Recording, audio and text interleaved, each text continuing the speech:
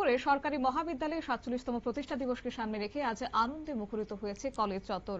বিভিন্ন সামাজিক এবং সাংস্কৃতিক আয়োজনে আজ ধর্মনগর সরকারি মহাবিদ্যালয়ে উদযাপিত হয়েছে এই ৪৭তম প্রতিষ্ঠা দিবস।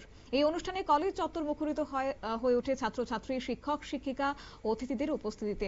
অনুষ্ঠানের প্রধান অতিথি হিসেবে উপস্থিত ছিলেন বাগবাসার বিধায়ক যাদবলাল নাথ। বিশেষ অতিথি হিসেবে উপস্থিত ছিলেন রাজ্যের যুব বিষয়ক ও ক্রীড়া দপ্তরের মন্ত্রী টিঙ্কু রায়, উত্তর জেলা পরিষদের সভাধিপতি অর্পণা নাথ, ধর্মনগর কলেজের অধ্যক্ষ সহ কলেজের বিভিন্ন পদাধিকারী এবং বিশিষ্ট সমাজসেবী কাজল দাস সহ অন্যান্যরা। এই প্রসঙ্গে কি জানিয়েছেন রাজ্যের যুব বিষয়ক ও ক্রীড়া দপ্তরের মন্ত্রী টিঙ্কু রায়, শুনুন। ৪৭তম প্রতিষ্ঠাতা দিবস উপলক্ষে কি বলবেন স্যার?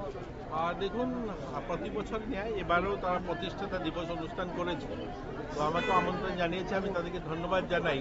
তবে খুব সুন্দর আয়োজন ছিল, অনেকগুলো কার্যক্রম নিয়ে রক্তদান শিবির ছিল, পুরো দিনের কালচারাল প্রোগ্রাম হবে, এখানে অনেকগুলো আলোচনা হয়েছে। একটাই মেসেজ ছিল যে নতুন এডুকেশন পলিসি যেভাবে ছেলেমেয়েদেরকে আত্মনির্ভর হওয়ার কথা বলে, তো সেই দিশাতে যেন এডুকেশন চলে। রাজ্য সরকারও আমাদের এডুকেশনে অনেকগুলো পরিবর্তন এসেছে, আপনারা দেখেছেন এনেছে, যেমন বিদ্যাজ্যোতি, পিএমসি বা তাদেরকে ফাইন্যান্সিয়াল সাপোর্ট করা, পরিকাঠামো উন্নয়ন।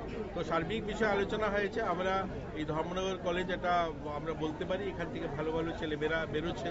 তো আগামী দিনও আরও কিছু যেগুলো রয়েছে পরিকাঠামো উন্নয়ন, সেগুলো হবে। তো সব মিলিয়ে খুব ভালো অনুষ্ঠান ছিল, আর আমাকেও আমন্ত্রণ জানিয়েছে, ধন্যবাদ জানিয়েছে।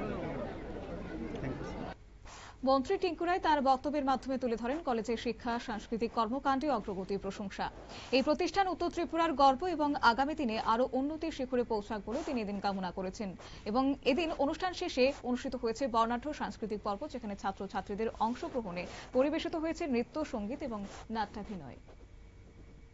নিয়ে নিচ্ছি ছোট্ট একটি বিজ্ঞাপন বিরতির, সঙ্গে থাকুন।